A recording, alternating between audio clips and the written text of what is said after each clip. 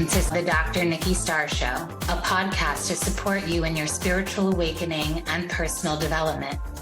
As a spiritual teacher, healer, and intuitive coach, my intention is to empower you to live your ultimate potential and your ultimate life. As a former medical doctor and mystic, my role is to bridge the gap between science and spirituality to support you in understanding more of your multidimensional aspects. I share on a diverse range of topics, and it's all to support your greatest becoming. My mission is to continue reaching millions of people for the healing and awakening of humankind for the creation of the new earth. Thank you for being here. Hello, everyone, and welcome to another episode of the Dr. Nikki Starr Show. Today, we are here with Niaby, and Niaby has a really beautiful healing talent called dream weaving. And today we're going to talk about this, like what is dream weaving? We're also going to talk a bit about dreams in general. And so welcome, Niaby. Thank you for being here. Thank you very much. It's an absolute pleasure. Yeah, and so we met here in Ibiza through a mutual friend. And every time Niaby and I get together, we have these really incredible conversations about life and the matrix and the seen world and the unseen world. And I thought she would be perfect for the podcast. And she actually has her own podcast I saw as well in your bio. And so Niaby, tell us a little bit about dream weaving. Like, what is dream weaving and how is it different from just regular dreaming? For me, the definition of dream weaving is somebody who is able to go into other people's dreams, can enter the subconscious mind through the dream state. And by doing that, is able to actually release trauma or help to shift limiting beliefs that a person might have that are held in the subconscious mind. So I personally believe that we all dream. Not everybody remembers dreaming, but I personally believe that we all do. When we go to sleep, it's not just, dead and that's that. There's a lot that's going on when we go to sleep, but a lot of people just don't remember that. So the difference between the dream weaving is actually the action of going in and working or supporting or healing or even going on some mad missions sometimes as well, just to help with what's going on in the world right now. So that would be the difference between dream weaving and an actual dream. So it sounds to me like dream weaving is almost like having a session, like an energy healing session or some kind of healing session with someone, but instead of doing it in waking time, you go and do it in the dream space. Exactly, yes. So I don't even have to try. I go to sleep and boom, magic's happening. Wonderful. So I know that you and I share a similar background in the sense that we were both super in the 3D matrix. I was a doctor. You were a stockbroker, is that right? In London and other parts of the world, Hong Kong, right? Yeah. And then you suddenly left it. And did you go right into dream weaving? I want to hear a little bit about your transition. I'm assuming you had a spiritual awakening. And so tell us a little bit about that. Yeah, I mean, I guess with any of us, it's many spiritual awakenings, isn't it? It's not just the one. Some are more powerful than others, of course. But yeah, so I was working as a stockbroker, as you said, in London and Hong Kong. As you can imagine, it was very, very stressful. I was having a lot of problems with my health. I was diagnosed with acute stress, adrenal fatigue, fibromyalgia, colitis, a whole list of typhoid as well, I think, from vaccinations, a whole list of things. So it got quite, intense, and I was working very long hours under these, extreme conditions. Unbeknownst to my understanding at the time, I was also dream weaving. I knew I was doing a lot. I've done the dream weaving my whole life. I've been aware of things happening in the dream state, but I didn't have a conscious understanding of what that was or what was happening. So at that time, I was, working very long hours and then working in the dream state as well. So I was really burning the candle at both ends and throwing in some parties in there as well. So it was quite, intense going, that whole 3D way of living that we've been in. And so it got to the point where I just got so sick that I just couldn't cope anymore. So I was forced really to walk away from my stockbroking career, which felt like the biggest curse at the time, but now I know it's the biggest blessing that could have happened to me. So I quit my job, terrified, had no idea what I was going to do or who I was going to be, had a huge identity crisis. And really, what's really interesting is that I didn't perceive myself as having any gifts. I actually used to get quite jealous of people who could sing and dance and have all these, these gifts and talents, and I just didn't think that I had any. But as I've moved away from that world, I realised that actually there's so many gifts and talents that exist within me. And I don't say that to be big-headed. I say that because I believe that's the case for all of us. But we get so suppressed by that 3D world that we're living in. But yeah, I think we all have gifts, talents, and passions that are untapped. So when I did walk away from the stockbroking world, I travelled for a year, which was great. And I tried ayahuasca, and I did various spiritual things and went on journeys.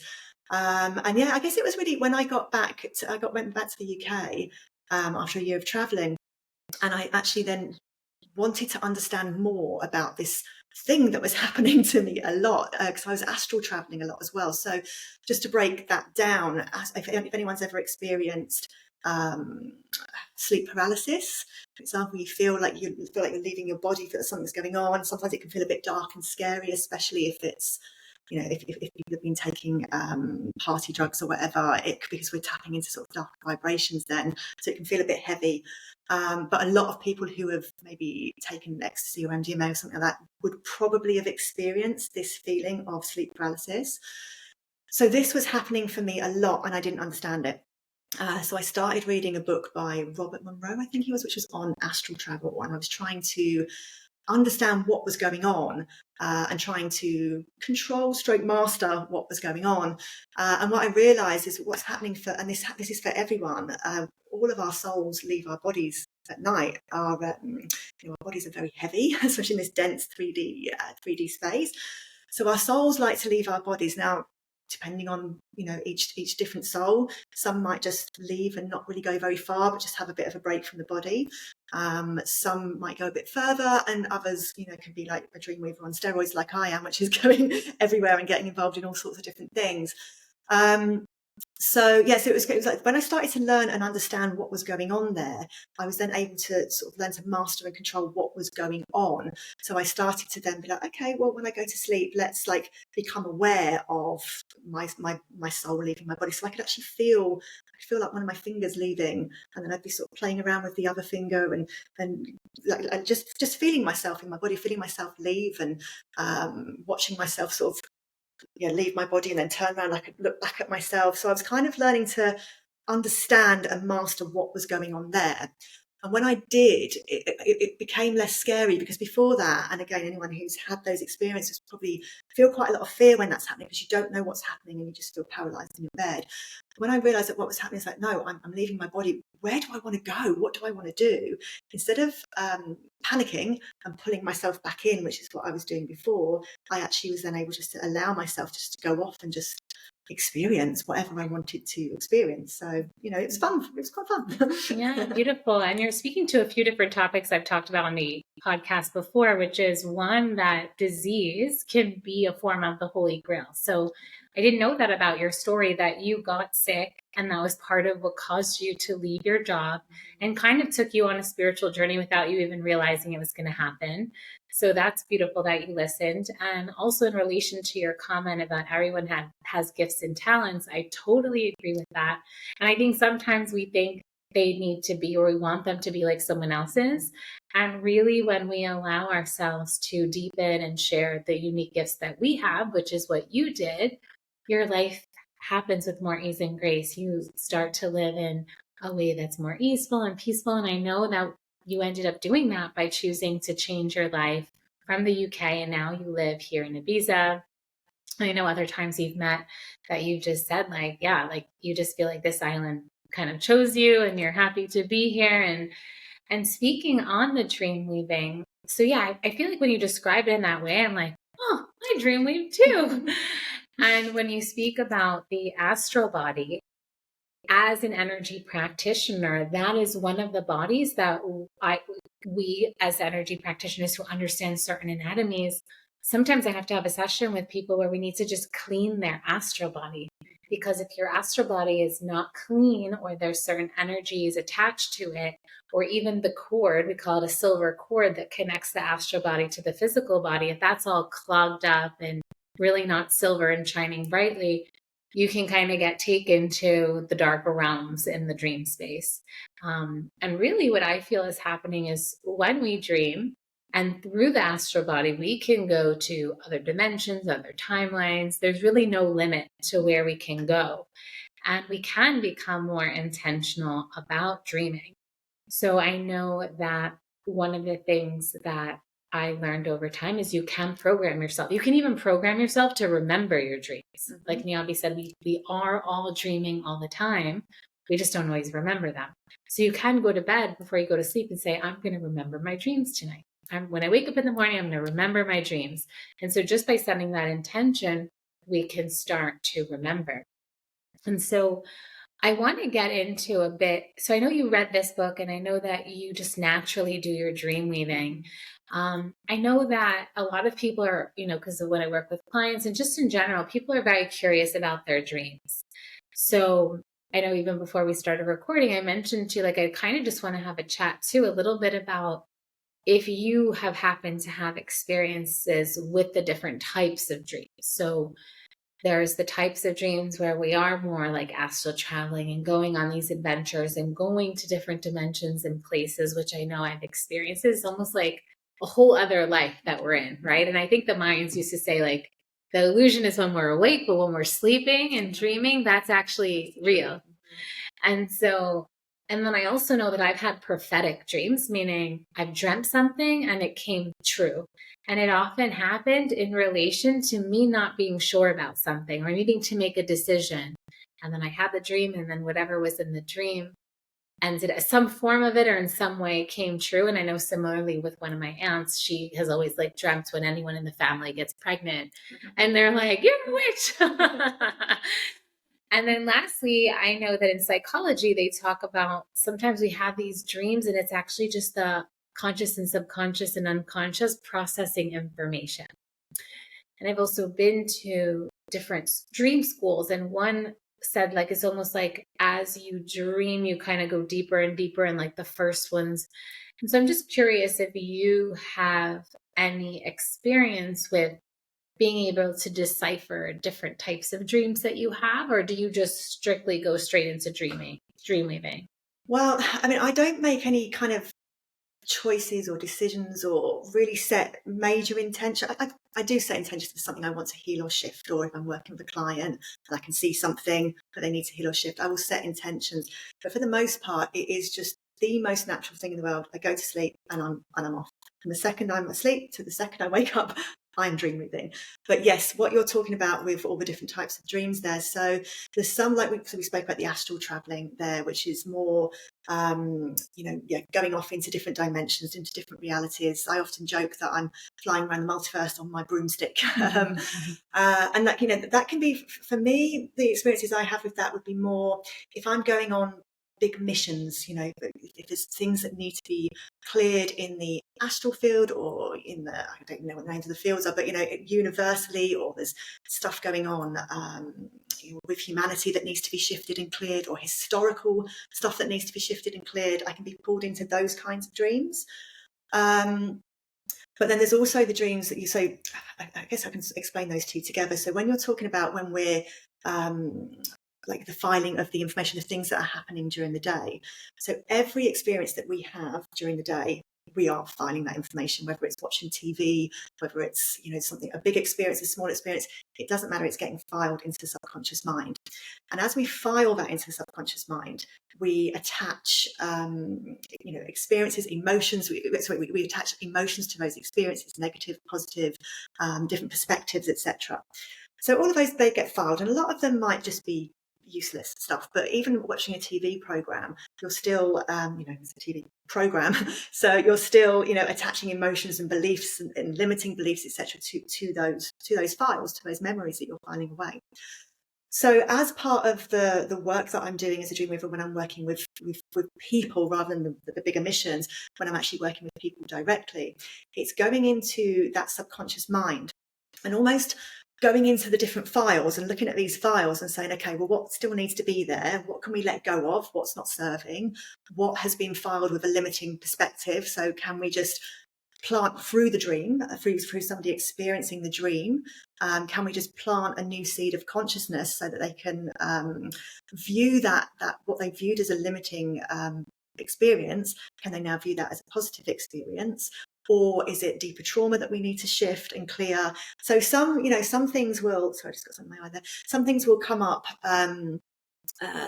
which are like traumatic, and they need to be not only shifted, but they can sometimes need to be experienced in the physical as well. Now, I don't mean they're going to experience the same trauma, but a physical experience may happen around the release of the trauma so that they can, it's almost like through releasing that trauma, they can then have an experience that they can then have the opportunity to upgrade into that experience, because they've been given an opportunity to say, right, as we're releasing this, what decision are you going to make now? You're no longer acting from that place of the trauma or the limiting belief. So what decision are you going to make now? And as you make that different decision in the physical, actually that sort of shifts it on that quantum level. Yeah.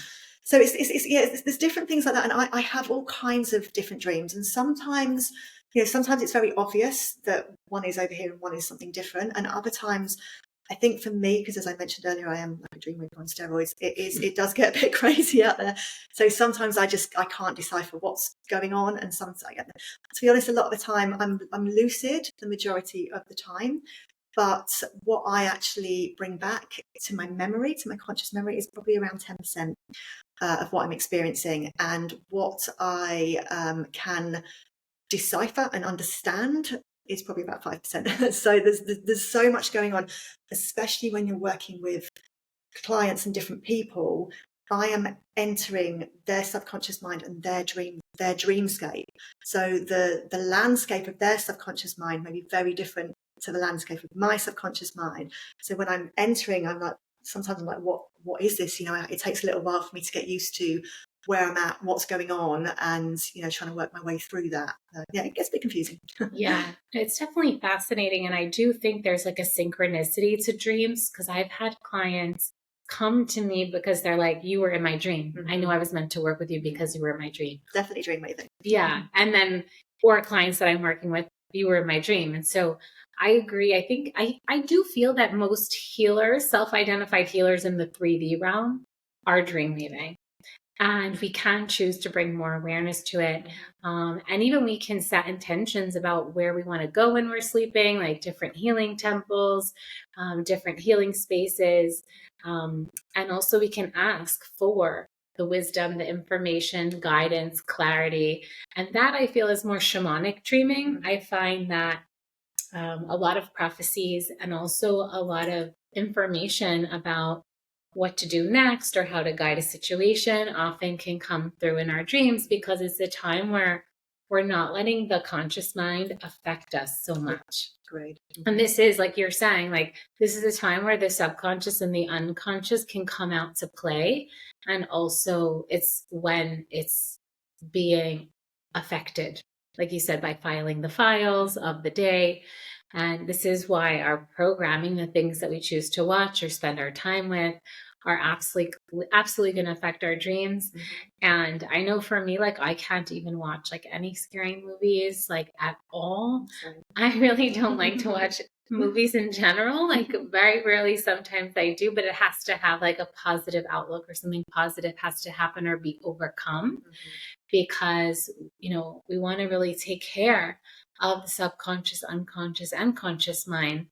And of course, in our dream space, we're working with them even more. And one of the things I noticed in your bio was that you mentioned that you were of the Merlin order. Mm-hmm. Yeah. And so is this something from a past life that you've identified, or is this something from current life? Both, yeah. So I started channeling Merlin even back in 2015. It was a bit of a shock for me. So somebody had actually said to me a few years ago, you've still got some stuff to work out with Merlin, and I was like, what are you on about? Like Merlin's legendary wizard is he's made up, and he was like, I thought it was a bit mad at the time, to be honest, because this was when I was just newly left my stockbroking career, so I was still opening the mind. And then a few years later, this experience happened where I started to channel Merlin. I've written a book with him. he's my personal spirit guide. So many people will channel Merlin. He's an incredible being of like 13th dimensional consciousness. So he's an incredible being with lots of wisdom to impart on many different people, because I think the thing with channeling is, I spent 10 years developing my mediumistic, evidential mediumistic abilities. And the thing with channeling is you can only really bring through what your mind can understand, because it's mental mediumship. So, he can bring information through to me, but if he tries to bring something scientific, for example, my mind would go, blah, blah, it's just not going to happen. So, he will impart his wisdom in many different ways in many different people. But he is my personal spirit guide as well. So he's been really helping me with my own personal journey. And what's been really incredible about him is he's actually really taught me to get in touch with my own inner Merlin. Merlin being that, that his name's Merlin, but there's the Merlin lineage, and Merlin was, I can't remember, it's the term for people, being able to mastering their own magic and their own ability to I can't even remember all the things now, but dream weaving being one of them. And so I was like, I didn't even know what dream weaving was until I actually got a message from Merlin saying, you're a dream weaver of the highest order, and that's from the Merlin lineage. And just to say that the highest order, it doesn't just like attest to my ability, it's about integrity as well, because I think the integrity is really important in dream weaving. Like I said, lots of people do it, but we are, entering somebody's subconscious mind, somebody's private space, and so it's really important to have those high levels of integrity. So obviously work with him in this life, but also I basically have had those past lives with him. When he came through to me, he said that we've had many past lives over many, probably thousands of years, where we've reincarnated together, where he's been my guide, where I've been his guide. We've kind of done the whole shebang together, really. So yeah, we're definitely very close knit, myself and Merlin. Beautiful. Yeah, I wasn't sure what that meant, so that's a nice surprise to hear. And yeah, I do think that integrity piece, I think, comes really with anything in the spiritual space, from like channeling, even channeling work, right? Because channeling work really influences people as well, because the information that comes through, there's nothing to verify it other than the channel, really. And then of course we can see if multiple channels are saying the same thing and all that, so we can verify it based on that. But ultimately, especially in the space of spirituality, because people are seeking information. And I know that when I started my spiritual journey, I was like a sponge, and like I would do anything for my spiritual path. It's like that seeker of knowledge. It's like you're willing to do whatever it takes. And then over time, of course, we remember, we awaken, we refine, and then we know, okay, this is my path, this is my lineage, this is what I'm about. But until then, it's like, I find any spiritual teacher or guide, it's like we have such a responsibility for how we are, like what we're sharing, because essentially it's programming also, even though we're teaching in a way that is to break free of the matrix and really live your true soul's blueprint. Oftentimes it requires you, and the invitation is for you to bring these magical gifts online, because it is a human capacity. But most people are not living that, like the masses. Yeah. But of course, we're seeing more and more people spiritually awaken. And that's why these podcast episodes, I've committed to doing them, because this is where, if you pick up a piece, like even now with the dream weaving, if you just pick up that code and now you're going to be more conscious of your dreams, you might find that you are more conscious of your process in your sleep. And not only in your awake time are you affecting your healing and transformation, but now you can start to do it in your sleep. And also, if you are a healer, a facilitator, or a guide for others, you can know that you can use the dream space as well consciously. And to be honest, I find that you really can just set intention. Like we can set the intention, let's meet in our dreams. And I know, I was in this one alchemy school, and that was something we did with the class we were in, and we decided we were going to meet at a certain place of physical location in the 3D, but we were going to meet there in the astral plane. And we did that, and so it's like, we're such magical creatures, all of us. And it's really just about choosing and setting the intention and stepping into it and exercising it. It's a muscle. It really is. Yeah. I think intuition and discernment is one of the most important things that people are waking up at different times, at different rates, at different speeds. And I think people are waking up now into a very murky environment. We've got a lot of, we've spoken about, you can connect into the darker dream realms. We've spoken about channeling there, and some people are channeling the good, some people are channeling not so good. And it really is for each of us as an individual to learn to, train our intuition so that we can use our discernment, because it's just so murky. Like when you and I were first sort of waking up, it was it was a cleaner environment, right? So don't get me wrong, the murkiness still existed, but it was a cleaner environment. It was probably harder for us to wake up because it was so early, and we probably all felt very alone because we didn't know each other at that time. But the environment was cleaner even. Whereas now, it's got very messy out there, and people are waking up and going, "Oh, what should I do? I take ayahuasca, for example." And that's becoming, it's the first thing that people are taking. And, I know we've discussed. Yeah, we've both taken it, but we also know that there's false light, and there's things that could seem like it's the light and it's good, but you might have to get an exorcism after you take ayahuasca. It's the hijacking, isn't it? It's not the medicine itself, it's the hijacking. And this hijacking is taking place across all levels. It's taking place, ayahuasca, across spiritual teaching, the practicing, it's taking place in the channeling, it's taking place in the dream time. I've been trying to be hijacked. Yeah, it's actually important to protect your space before going to sleep, because in that moment you can be more vulnerable. And if you're not directing your compass, you can end up in the ghetto of the dream space. And it's dark there, believe me. Yeah. And so it's true that I really appreciate you reminding us of that. And also that reminds me to remind you of I feel like we can't purify ourselves enough. We can do things in the physical space to support that. We were just talking about this actually before we came on, things like salts or copper are great physical tools that help to keep those darker energies away. They don't really like it. So if you swam and you dunk your head in the sea every day, this is going to help you stay clearer, much easier than if you lived in a major city with a lot of EMF, and because EMF weakens your aura, electromagnetic frequencies. And so I do find that we all, I made the exodus from New York City. I went to LA, which was more nature, but even from there, these is even more nature. But of course, there's still the party scene here. So it's we're not technically safe. If you're watching the video version, we're not safe anywhere. But that's what a spiritual warrior is, right? We know there's light and dark, and we're choosing to take the stand as the light workers. And in that, we build our armor, we build our knowledge. With knowledge comes power.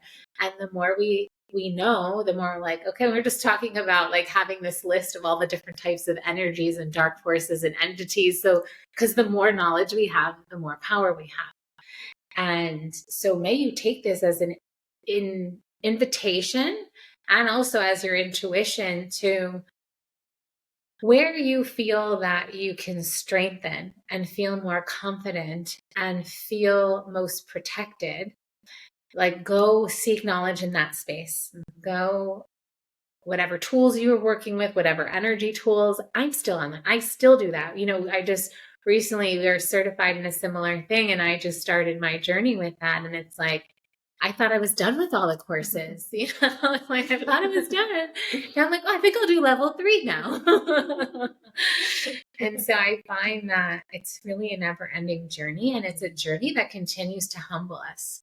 Absolutely, yeah. It's one of the biggest things I think with the spiritual journey, and if for those who are looking into the truther side of things as well, because that's also hijacked and has all the psyop stuff, and there's so much going on.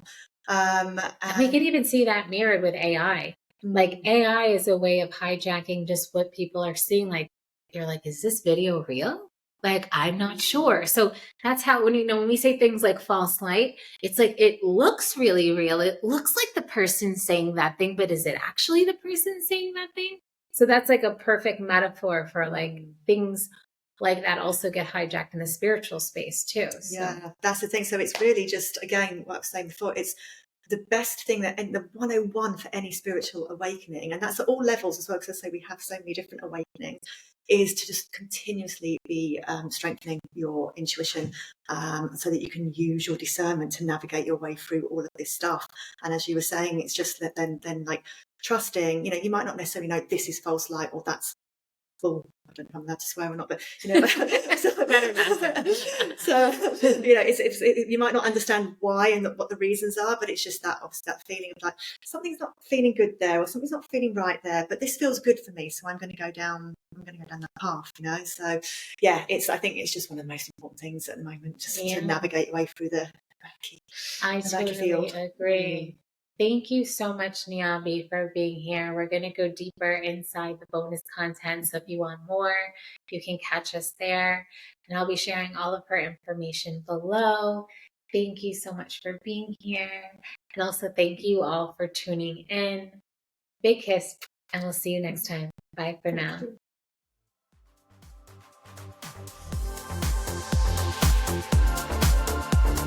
Thank you for tuning in to another episode of the Dr. Nikki Starr Show. Please like this podcast and share it with anyone you feel would benefit. Subscribe to the podcast to receive bonus content, and remember, every Monday the video version goes live on my YouTube channel. Thank you so much for being on the ascension path with me and for doing this great work.